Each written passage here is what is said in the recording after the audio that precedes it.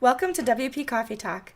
Thank you to all of our sponsors, and especially to our espresso level sponsors, Helix Managed WordPress Hosting, for both their sponsorship and for hosting our site, and to Expander Digital for both their sponsorship and providing SEO services to us. Now enjoy the episode. Welcome to the next episode of WP Coffee Talk. I'm here tonight with one of my WordPress friends, and we've known each other for a couple of years now, I think, Kathy Zant. And Kathy works with WordFence. I looked down like, wait, what did we just say? Kathy, I know she works with WordFence. I sat next to you all last year at WordCamp US watching people pick locks. It was crazy, wasn't it? We had such a good time, though. It was a riot. It was so much fun. And then when the WordCamp US 2020 website went up, and then I was looking at one, I don't remember which page it was. I'm like, oh, there's me and Kathy in that picture right there. It was like, oh, I felt like, a little bit of a celebrity. Like, does anybody want me to autograph their picture for them? I know. Anytime anybody talked about sponsorship, there we were as the featured image, right? It was great. Exactly. It was pretty cool, actually. Kind of fun to be there and just to meet so many people and to meet you. And now once you know somebody, then you see them all the time. So totally. So we saw each other at several different camps this year, and our paths have crossed over and again, and it's just really super cool when that happens. So it is, yeah, and it's been really great to get to know you and just your sense of humor. I'm in it for the lulls, that's the whole thing. I always tell everybody at work, I'm here just, if it's fun, let's make things happen and have some fun. And you always have like the best jokes and the best like one-liner. Like you just come out of nowhere with these observations that make me laugh. So. Oh, thanks. Yeah. Life is supposed to be fun, I think, Yeah. So, for the record, I don't do that at funerals, but just anything else. Just about anything else is fair game. Well, that's good to know. Okay. Yeah. I do have some couth. Yeah. I can apply the filter once in a while. That's good. When necessary, but. Exactly. Yes. Appropriate gravitas, Yes, of course. So tell us a little bit about yourself and what you do. Well, right now about myself, I live in Phoenix, Arizona. It's raining outside like crazy right now. So if we get some thunder, that's what's going on. That does happen here, believe it or not. And I work for WordFence. I am director of marketing. I've done a number of different things for WordFence. I started out working in the site cleaning division, helping people kind of clean up hacked sites and get back on their feet, get secured with WordFence and all of that. And I was so good there. They're like, hey, can you do operations? Hey, can you do this with enterprise customers? And now I'm sort of doing this marketing thing. But my big passion is WordPress. And the thing that really lights me up about WordPress is sitting next to somebody who's just getting started and helping them just find their way in not only with the community, but with the software and helping people, get what they need out of, the platform that we all love. Yeah, absolutely. So that's great. And so I've never been to Phoenix.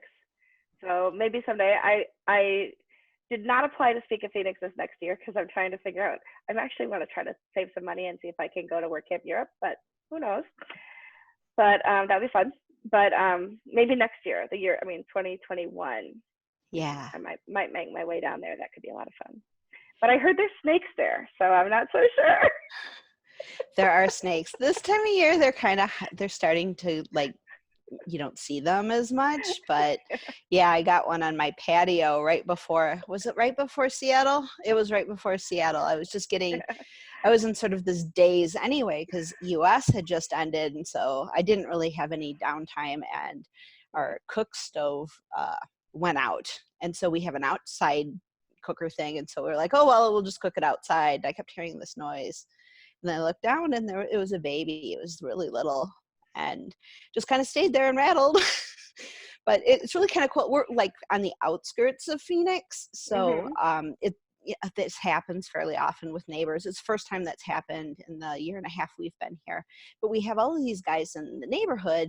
You just call them up and they'll come right over, put it in a bucket, and they take it out, far out into the desert and let it go instead of, lots of people, kill them. But, they have a place. So we did that. They can relocate. Yes. Yes. The snake relocation program. Yeah, yeah. I mean, they serve a purpose, you know, keeping Mhm. pests down and everything. I just, Yeah. you know, it scared me a little. Yeah, it would scare me too, for sure. Absolutely. Well, let me see your mug and tell me what you're drinking. Okay, well, I just have tea because it's kind of later in the Pretty. day. Uh-huh. This, I was gonna bring the WordFence mug, but just for something a little bit different. A friend of mine in Mount Shasta, where I used to live, um, made this mug. It says "Glitch Magic" on it, and the Mm. joke behind this was we would always joke that, you know, when something that you didn't expect happen would happen, that there was a glitch in the matrix, right? Yep. And so then we started talking about, well, I wonder if we can just like make glitches happen and make magic Ooh. things happen. So it was a joke because like weird things kept happening. The more you would Right. just like play with this idea of Mhm. like changing something up completely. So we would always joke about glitch magic. So a friend of mine made me this one because of sort of that inside joke Mhm. It's about, pretty too. yeah, it really is. I like it a lot. So That's that's the nice. inside joke, is glitching the matrix. I'm gonna remember that because I like that. Well, I got you covered because I've got my WordFence mug. Awesome. You do have us covered. That's I great. do. It was so funny. Tim called me over at WordCamp US. He's like, "I've got something for you," and I was like, "Okay." And he's like running all over looking for me. He's go, "We don't even make these anymore, but I got 2 mugs for you for your show." So That's so they made awesome.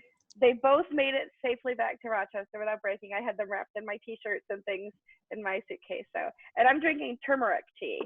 Oh, My daughter great. turned me on to that. I guess it's antioxidant and anti-inflammatory, and it's been helping with the fibromyalgia and things that I deal with. So, Really? Is it really, so yeah, it really is helping? Do you like the taste of it? yeah, I love it. This one's got honey like built, like infused in the tea bag as well. So it's really Nice. it's like mildly sweet, which I like, and it's really flavorful. Excellent. I'll have to So check that out. yeah, I was worried about turmeric. I'm like, I don't know. I do have a white mug that I usually drink it out of, and it's turned that mug yellow. Like the turmeric has completely dyed that one mug. So I'm like, no more. It's like I could put them in a black mug or only that one white mug, but don't put it in all of them. They're all gonna be yellow. Yeah, yeah, totally. Well, we got you covered with the black one for sure. You do for sure. So I'm good with and it holds a lot of coffee or tea, so that's really fun too. And it's got a nice big Awesome. handle. Love it. Thank you so much for that. Yeah, yeah. No, Tim was he was looking all over for you, so I'm That was glad that so you guys sweet. connect. Yeah, he's a nice guy for sure. You've got a great team. Yeah, we really do. And Tim is another person on the team that's really committed to the community as well. So we have this joke where he's East Coast Kathy and I'm West Coast Tim. So that's where it started, because I'm like, man, it's hard flying to the East Coast. Like when I came to WordCamp Rochester, I was like Yeah, all day flying. And yeah. so he takes East Coast, but there's so many great camps on the East Coast. It's hard for me to Mhm. say no to all of them and just stay West Coast. So Yeah, yeah, it is hard. I know how that goes for sure. yeah. So tell us how you got started with WordPress. Well, I started way back before WordPress. I Okay. was a web developer and I was using active server pages, and you have to be really old to remember what that is. But that's where I started, active server pages and SQL Server. And when Microsoft went to .NET, I'm like, I'm not coming with you. I was kind of done with all of that, and so I started with PHP and MySQL, and it made more sense to me anyway, and it was just like easier. And then Mhm. when WordPress came along, I was doing blogging with movable type, and when WordPress came along, I was like, oh, well, it's using the same database class that I'm using in my custom projects, so I'm just going to use it because it's easier to store everything in a database anyway. It made more Sure. sense intuitively for me. And also as a developer, I was noticing, you know, the internet changes pretty rapidly, and what is considered like a good design today is not tomorrow, and things are always changing. And I just hated having to update a design, and WordPress just made, you know, living with a website and managing a website much easier. So that's how I got Mhm. started, and just kind of stuck with it. And as more and more plugins came along, it was just like all these other custom things I was doing just didn't make sense anymore. I'm like, why do I have to maintain my own code base for this like giant thing I built when somebody built a plugin that does exactly that? Yeah. So it just kind of made, being a developer easier. So that's what got me in WordPress. Yeah, and then let somebody else worry about when it needs to be updated. All you have to do is test it and push a button. Exactly. Yeah. I mean, that was one of the big motivators, is because I was building sites and then building like an admin module that I would turn over to customers. That was it was like one basic code base, but I'd customize it very specifically to them. And I'm like, I don't want to manage my own code base. Why should I? There's a whole team of people that are updating this and making sure. I mean, I'm so old that what SQL injections were, I remember when SQL injection became a thing and I had to update all of my code and sanitize it, because when I started coding, it wasn't even a thing. That's how old I am. So I think you and I are about the same age though. So I just wasn't a developer ever. So that's why that doesn't mean anything to me. Yeah. Well, I've been in, swimming in these waters for a long time. And that's kind of how I got into security, is because I'd noticed these things coming and just kind of grew up with it. So yeah, that's pretty cool though. When you look at other people's sites and not just, I don't want to say pick on people's sites, but other sites in general, what's something you think that we as a community need to focus more attention on to make the end user experience better?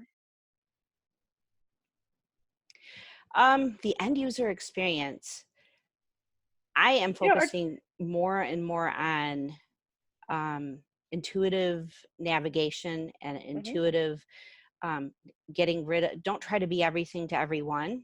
Have a purpose for every page.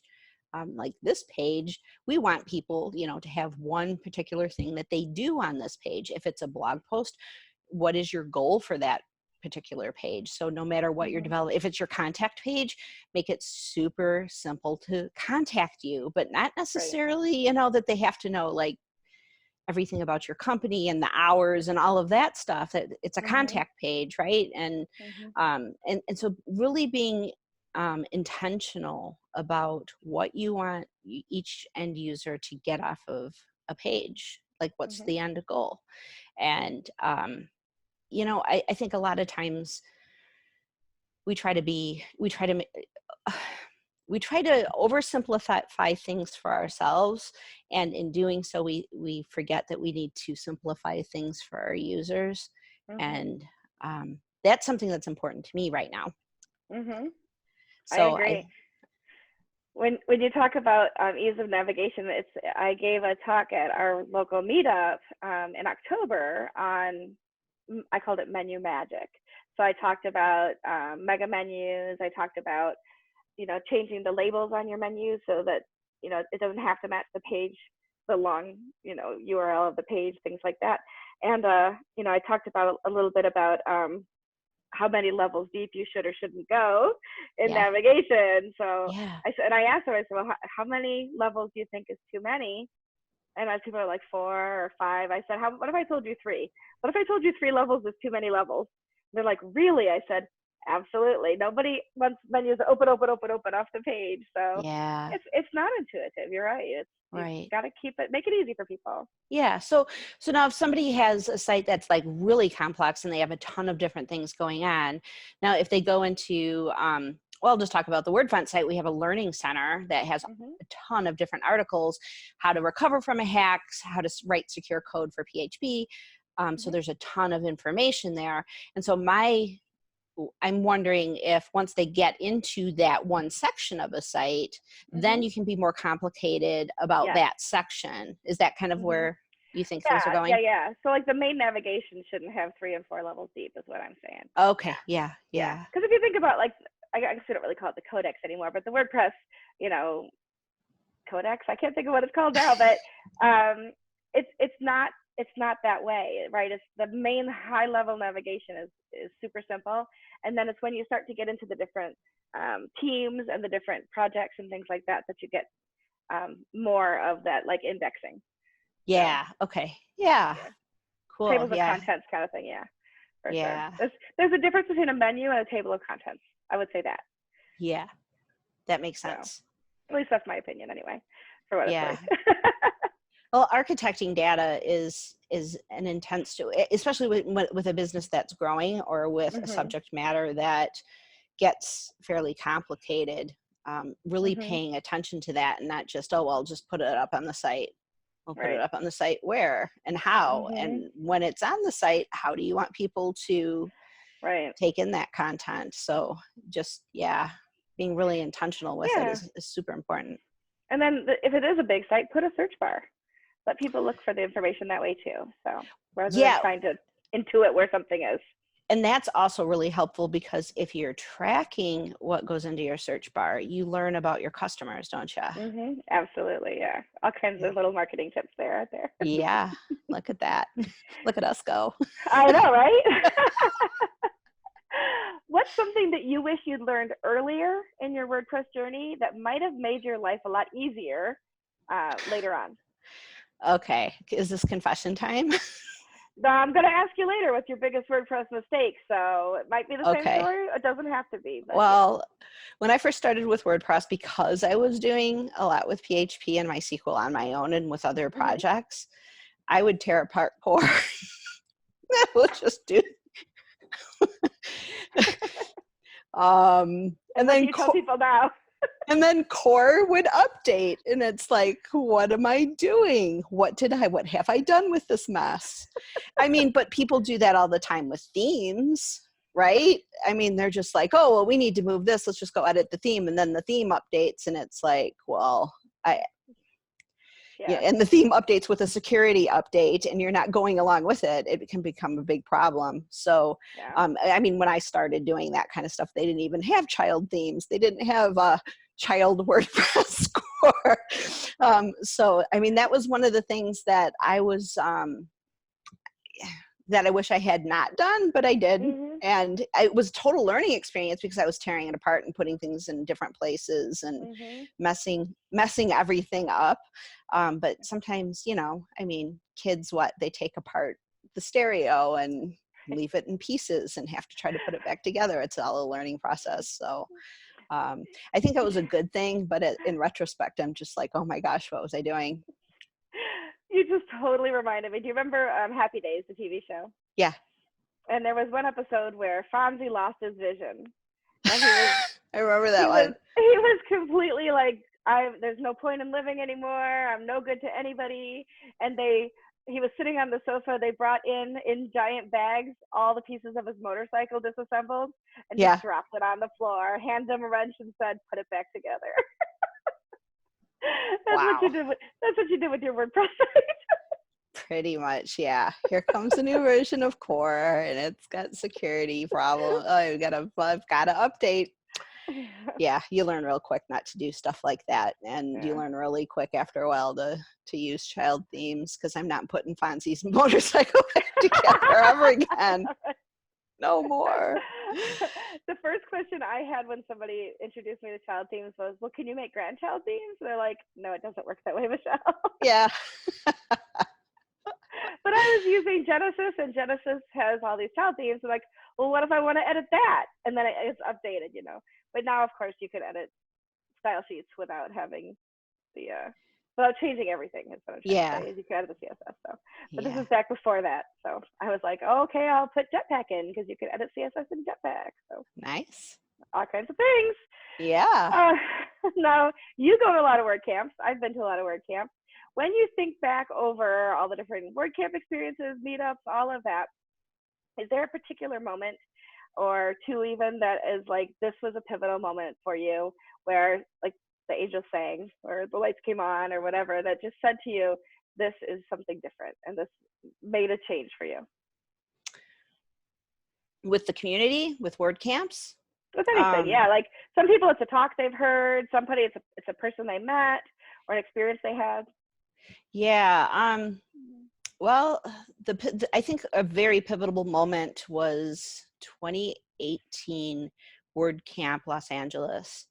And I don't know if you know Thomas Levy. He is a developer for Lifter LMS. And he was the lead guy for WordCamp LA. And I talked to him a little bit about, he's like, I just came to these things like I'm a coder, you know, and I'm not a social person, but I am a social person. And just seeing what the camp experience and what the WordPress community did for Thomas, I'm like, there's something here. There's something really magical. WordCamps change people. This community changes people.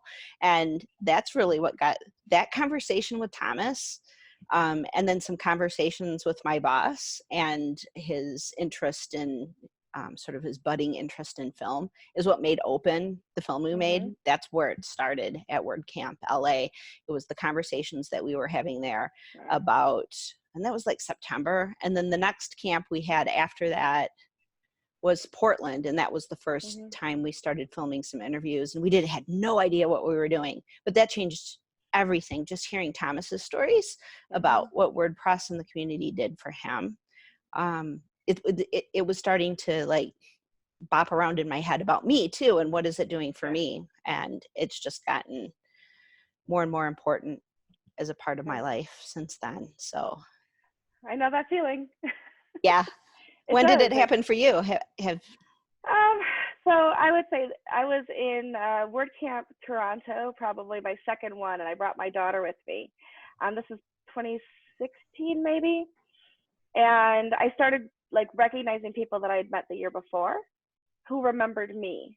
Yeah. And I thought, that's pretty cool that, I mean, I recognized them and they remembered my name even. I mean, yeah, I was wearing a name tag, but you know, it still was like, hey, we sat down and we had lunch last year. You want to have lunch again today? Yeah. Kind of thing. And I got to introduce my daughter to people and that kind of thing. And that was pretty exciting to me. And that's what made the next year I decided I would go ahead and apply to speak, even though I didn't think I necessarily had anything really earth-shattering to share. But that same talk I've given, I think, 8 different times at 8 different WordCamps. So it's been kind of a popular talk, you know? And people have always come up to me at the end and say, you taught me something I didn't know, and I've been doing this for years, you know? So it was just kind of cool. Like the light turns on and that imposter syndrome we talk about goes away. Yeah. People appreciate what you had to share. You know, the first time I looked out, I was like, this room is packed. Oh my goodness. And there's people in here who certainly know more than I do, because I'm not a developer. I'm not, I don't code.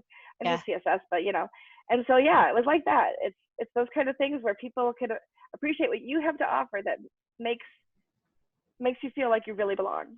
Exactly. Yeah. Yeah. It's so interesting because I mean, I've been around, I was around WordPress before I was around the community. And so I have gathered up a lot of knowledge. And I mean, if I'm hanging out with people who have been around WordPress, people talk about, governance, and there's all these like long standing conversations that people are having. And then you go and you sit next to somebody who's never done it before. And it's like, oh my gosh. Yeah, here, let me help you pick out the sessions that you should go to. And you can help somebody really get what they need out of the, because, like a session about coding is not necessarily going to be good for somebody who's like, okay, I've got a pet grooming business and my developer left and I've got to figure this out. And we can help those people and we can provide a space for them. And then people who are really hardcore developers, they have a place too. And so I think it's just such a great community because it's inclusive for everyone. And no matter where you are with your level of expertise or experience, there's a place for you. So coming around back to that, I'm going to read you something. I tweeted this in March 7th. And I've had this pinned to the top of my Twitter page, so I'm just going to read it off this other monitor. WordPress is about more than software. It's about more than web design or development or Gutenberg or the classic editor. Gutenberg is about you. It's about me. It's about the small us and the big us. It's more than open source code. It's open source community. Yeah. And that's what your film was about. So talk a little bit about Open. I mean, I was seeing it for the first time with so many people at the State of the Word, and like goosebumps, like it really hits you. Did it get you? All the feels. Yeah, I had tears in my eyes and everything. It was awesome. So talk a little bit about, about Open, talk a little bit about the journey to get there and, whatever you want to share. Good. Well, okay. Well, thank you for sharing your first impression of it, because that is like the cherry on the top of the ice cream of everything that I have done for the past year associated with this. It was just an idea. Let's explore the community. Because, I mean, if you look at the community, so many people give so much I mean, you've been an organizer. Mm-hmm. It's a lot of work. I'm working in Phoenix right now. It's a lot of work. Yeah. And then you have, what Matt was talking about at WordCamp US last year, about $10 billion flowing into the WordPress or throwing through WordPress, in various different ways. And so all these people are giving, and then there's all this money that's being made. And I wanted to look at sort of like this juxtaposition of this. And so that was what I kind of went into wanting to explore. We did 37 interviews. We had all of this content, and our director basically, we had a first cut and was like, yeah, doesn't really say, it doesn't have the feels, and then they did another cut and it still quite wasn't there. And then our director locked himself in a room for a weekend, and he came back and he's like, here's what I got. And I just watched it and I was like, he got it. He's a creative genius. I mean, we all just had ideas, right? And we had all these, oops, sorry, my cat. Of course, I'm like gesturing and he just jumps up. He's like, I'm here. But we had all these ideas and we had all of these interviews and all of this content, and 37 people gave their time and their experience. And we had to like distill it down to something. We couldn't just have 37 interviews. Right. And I felt really bad that some people, most people didn't make it into the film, but the ones that contributed gave us the raw content that was, it told the story of the people, and it told the story of the mission, and it told the why. And I've had people come to me and say, my wife doesn't understand, we've had issues because I'm going to all these word camps and it's my thing. And she hasn't really understood, but she watched Open and she gets it. Another guy told me that, sometimes I feel like I'm not really a web developer. And my dad asks me, what am I going to do with my life and things like that. And he saw it and he's like, I get it now. And so it tells a story in a succinct way that gives meaning to the people who give so much. And that we didn't go into it wanting to do that, but the fact that has happened is just like, I feel like Open has a life. There's a mission higher than I can ever have imagined. I mean, I was like, oh, documentary, let's do something, an expose, let's figure this stuff out. And no, let's not. Finally it came like, this is a gift to the community. This is a gift to the people who do give so much. And I got to do a screening here in Phoenix with a few organizers. I just wanted to see what's their, does it capture what they're doing? What is their response to it? And so I was really lucky to see that and to have that experience. And then at WordCamp US, I mean, that was like a huge gift to us too, is to have something that we put so much effort and thought. And I mean, even just the colorization of the film and all of these minor details that would bore most people, but we put so much into it. And to have the community there at WordCamp US live streamed around the world, whoever wants to see it now is seeing it, and it's having those kinds of effects on people. I am just humbled to be a part of it and grateful that it did what it was intended to do, or what it intended to do. Because I mean, we didn't go into it thinking, okay, this is what we want to do, but when it came out, it was like, this is why we're here. I know what I came for. So when I was watching it, and just kind of eyes glued to the whole thing. And of course, if you know people, if you're part of the community, those faces. Yes.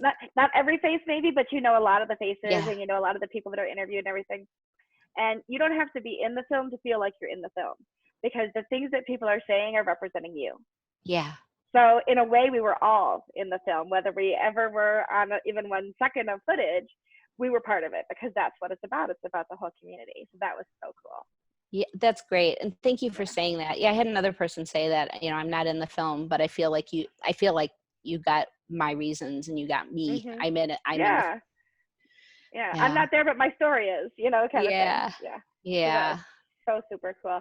Now, somebody said, I saw somebody post, might have been Twitter or something, that they felt bad that, you know, when Matt showed the film, that it kind of took your fire away from your, you know, your grand reveal, or I can't remember the premiere party. Yeah. Premiere party, yeah. And I thought to myself, at first I thought, oh yeah, then I thought, but no, because at the premiere party, like, I don't know, maybe 100 people would see it, but this way everybody got to see it, and like it became a big thing.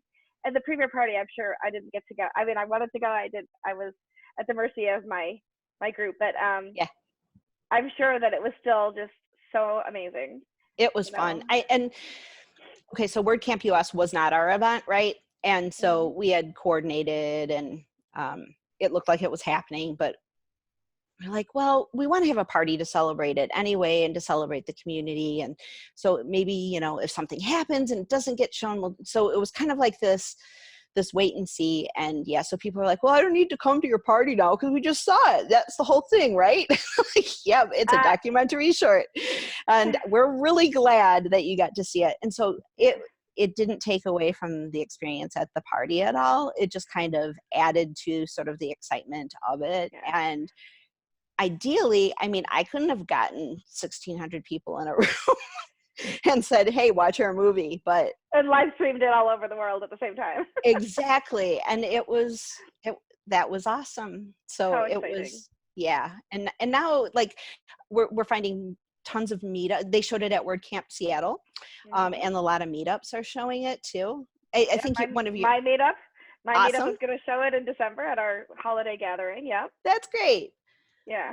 Great. Yeah. They wanted to see if you would come in over Skype it and introduce it before we show it. So we'll talk later. Yeah, totally. I would love to. I'd be honored to. I wish I could come in, but that's a long flight. It's so long. And you've already done that once this year. I've done that once this year, and that was so much fun too. Yeah, it was fun to hang out with you, for sure.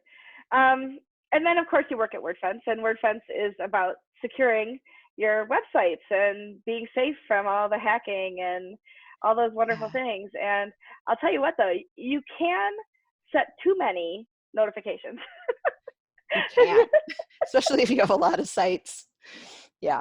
Because when I was at the height of my freelancing, it was like every 10 minutes from a different site or something. Oh, you need to update this plugin, and oh, you need to update my. I'm like, okay. Especially if you have like your set plugins that you use on every site, and they all push an update, and it's like, oh my gosh, Yoast, I get it. I have to update all my Yoast. 72 of them I need to do. 72 yeah. You know, so but then the critical stuff is really important. So it's really nice the way that you've built that, and your group has built that, so that people really can feel secure about their websites. And so, you know, I run the meetup here in Rochester, and there's always new people, and it's great because we get to share, and they'll say things like, well, how do you, you know, set your website so that you know, you're safer and everything, and everybody is like all in unison, WordFence, you know. Great. It's a lot of fun. That's awesome. I haven't figured out how to pick a lock, though. So one of these years, I'm going to figure out how to pick a lock. Yeah. You didn't get to the booth to pick out. You guys get so slammed at US. Yeah, I was an organizer at US this year, and then I was also when I wasn't doing that, I was at the give table. So I was a little busy. Yeah, totally. Well, you know what? I'll get you a lockpick set, and maybe cool. I can get you some tutorials, you know, video wise. There's probably something online, yeah. Yeah. I want to honor your time, so I want to move into my rapid fire questions. Okay. I call them that just because I don't know why I call them that. I feel like James Lipton inside the Actor Studio. Do you ever see that? At the end, he asks the same set of questions. That's what I do. I'm not as interesting as James Lipton. Oh, I'm differently interesting than James Lipton. You're definitely interesting.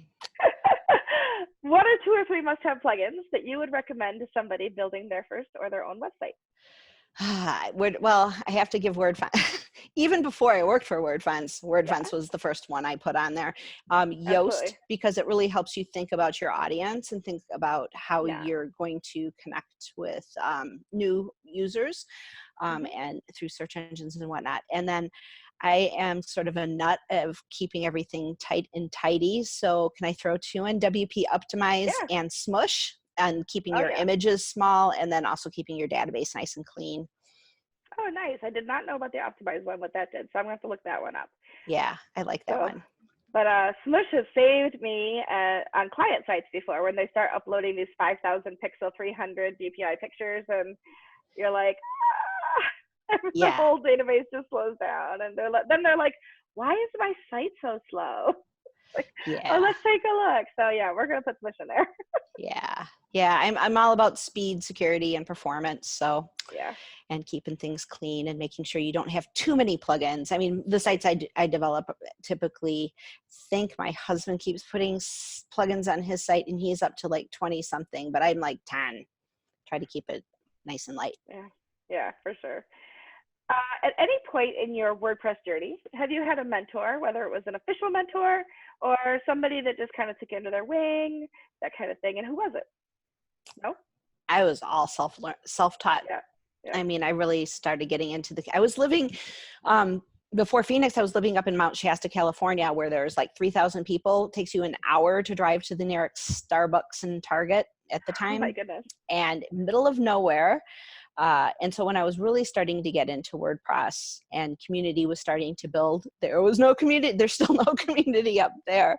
So I was kind of on my own and just, you know, I mean, I knew enough about PHP to be dangerous. And as soon as I stopped tearing apart core, WordPress got a lot easier to manage. I love it. That's so fun. Who is somebody in the WordPress community that you admire and why? There's a lot of people I admire. I really admire Nathan Ingram. He's got such heart, and he's just an amazing human being, gives back so much, and is always there to cheer people on and to help people. And I just adore Nathan. I really adore Adam Silver, because every time I talk to Adam, he makes me laugh. And I adore and I adore you for much the same reason. Every time I talk to you, you always make me laugh. And and Matt Cromwell, I really adore Matt. And Adam, see, you're not going to be able to make me stop at one or two. That's okay. Adam Warner is another person. There's just so many people in this community who are. Jennifer Bourne, she's a rock star, just amazing. She was one of the first people she was in Sacramento and Mount Shasta. So she was one of the first people that was like really hardcore into community that I met. And I was like, wow, there's some solid people here. And so there's a lot. I've missed some people.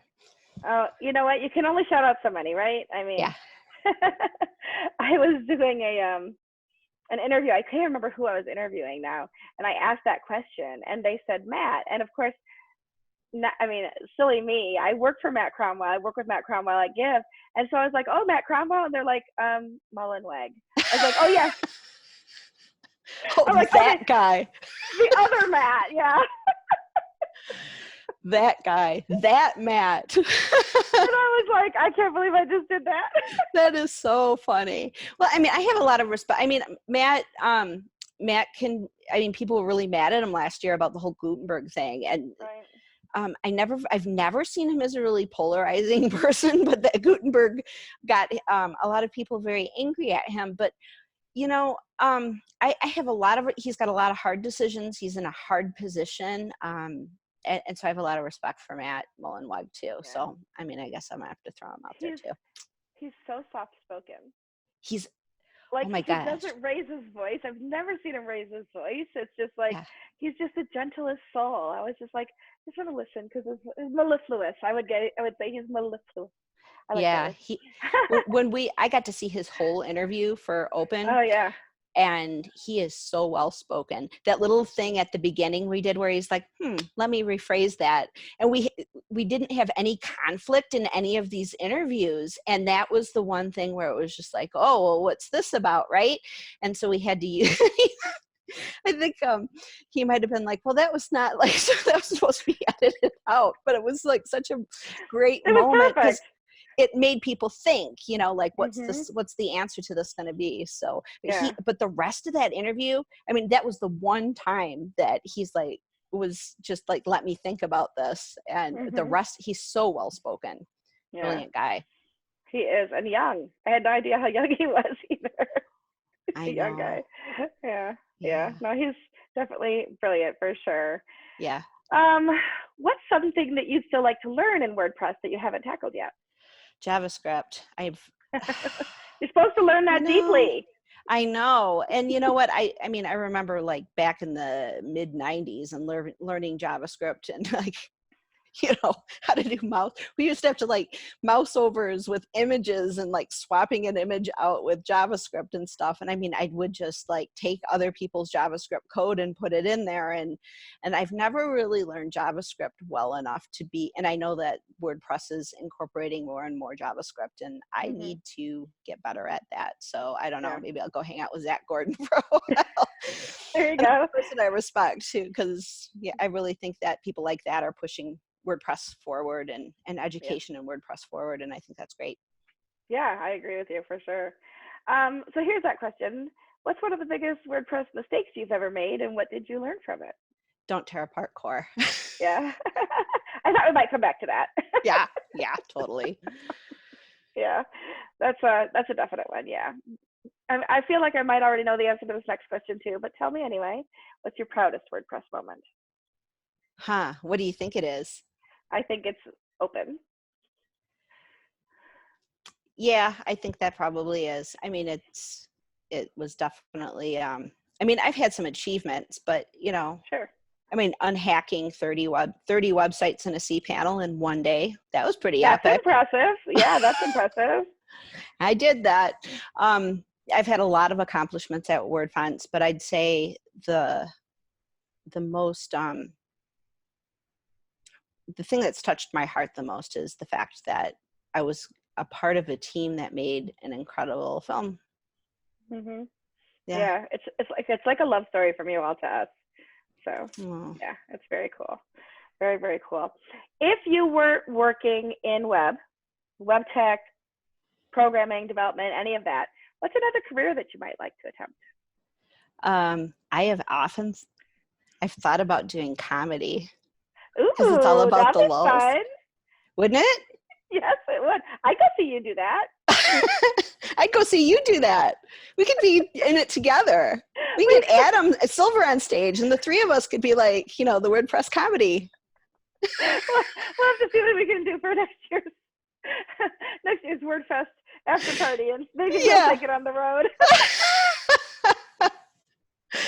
Oh my gosh. Oh, I could totally see you having fun on the stage doing that. Absolutely. It would be fun. Well, I mean, what I keep telling myself, if it's not fun, don't do it, right? So let's make it all about fun. So. Yep. I think if you're happier, you actually are more productive. So yes. Let's have fun doing what we do. Absolutely. Yeah, totally. What's something on your bucket list? Something on my bucket list. I only got down to the comedy in the prep for the rapid fire. My bucket list. I'd say travel, but I'm so tired of traveling right now. I've traveled a lot this year. I mean, I went to WordCamp Europe, and that was so I am traveled out at the moment. But I mean, I'm kind of doing what I want to do. It's like, I don't really have a thing that's like, oh my gosh, I need to go do these things before I die. It's like, if I can inspire people to look at their lives in different ways where they are less fearful. This is the why that I really got right after WordCamp US, that security is important to people, because when people are feeling secure, they are more apt to go help other people. When they're feeling insecure of like, oh, how am I going to feed my family, and how am I going to keep a roof over my head? They are not going to put their neck on the line for anyone else. When they're feeling empowered, they feel secure, and they make the world a better place. And that's what I'm here to do. And so that's kind of like everything I'm doing. It's all like really aligned with what I'm on this planet for. So that's really cool. Yeah. Okay. I'm inspired, and I don't want to tell you mine now. So let's say I want to give a TED Talk. That's my bucket Oh list. my I want to God, give a TED yes. Talk. Wouldn't That that be so cool? it would be. You know, at WordCamp US, because our guys are really into film, they filmed me with like these really high-end cameras, and they made me look like I was giving a TED Talk. And so Ooh, that fun. actually came up. I was like, well, maybe I should pitch one since I've already looked like I've done one. Maybe it just kind of flows into a TED Talk. So Yeah, yeah, so that's kind of on a list too of like, well, I just want to keep speaking and I want to yeah, keep yeah. inspiring people. So, but yeah, I could see you do a TED Talk too. You'd Yeah, be up there. I have a talk, I have a theory of comfort zones. I have a theory of comfort zones. Yeah. And it's that like when I was the shyest, most wallflower, invisible child you would ever have met. I was terrified of everything. So my comfort zone was like this big, you know, like the Mm. size of a postage stamp. But if you could figure it, like you'd have to stand on one toe to try to stay within that comfort zone. But I see comfort zones as concentric circles. So I don't think one comfort zone just stretches like a rubber band because that snaps back into the same size. So I think that if you step outside your comfort zone, then everything within that next circle is doable for you. And so Yeah. the more you step outside of your comfort zone, the bigger your comfort zone becomes, and the more things you're likely to partake of and to participate in. So I want to give a TED Talk about stepping outside your comfort zone. So That's great. Well, it's that's kind of, mine. you're kind of in line with what I'm doing too, because Yeah, you're like, what stops people from getting out of that comfort zone? yeah, It's fear, right? it is scary, absolutely. And what Yeah, makes people go to that next concentric circle? What is it? right. It's motivation for something, right? So comfort in Yeah. some way or motivation, you know, like if your child had gotten close to that snake outside on your patio, you would have been less fearful of the snake and more fearful of the snake biting your child than biting you. So Mm. then you would have been motivated to be closer to the snake than your Yeah. child would be. So I Yeah. mean, it's those kinds of things. You can be motivated from fear, or you can be motivated through strength Right. or challenge or whatever it is. But yeah, Yeah. it's interesting to think about. Yeah, it is. Yeah, so that's what I want to do. I think you could do that as a WordCamp talk even. Oh, I bet I could. I'll have to put some thought into that for next year, Yeah. for sure. I know, for sure. But if you didn't see this part on the list, you're going to hate the next question. Show us or tell us about one of your hidden talents that the WordPress community might not know. Hidden talents. Talent.